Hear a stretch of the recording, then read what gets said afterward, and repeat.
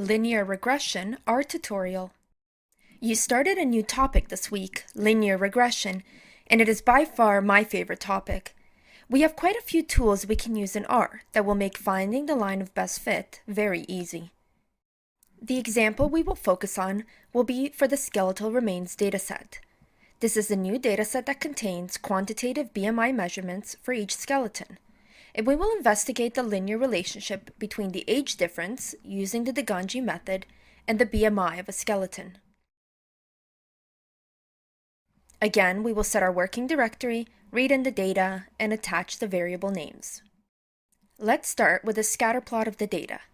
Recall that with the plot command, we can obtain the scatter plot, making sure that the first entry is the independent or predictor variable BMI, and the second entry is a dependent or response variable DG difference.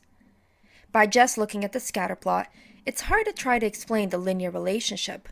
We need to obtain the line of best fit to be able to do that.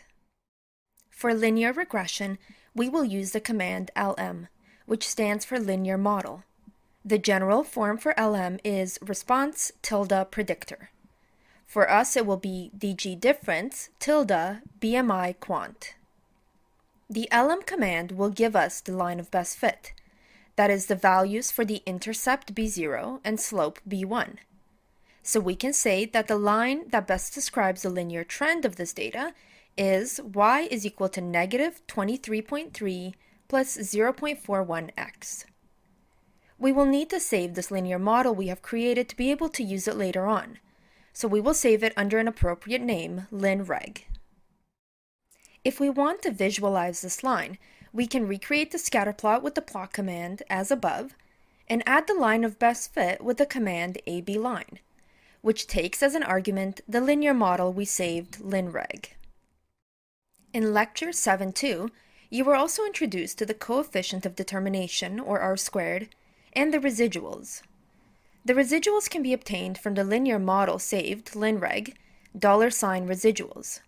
This gives us the residual at each of the 400 observations. You might be interested to plot these residuals, or even find their mean, to convince yourself that it is approximately 0. Probably the most useful command for a linear model is the summary command. If we ask for the summary of linreg, we obtain an output rich with information. Let's go through it step by step.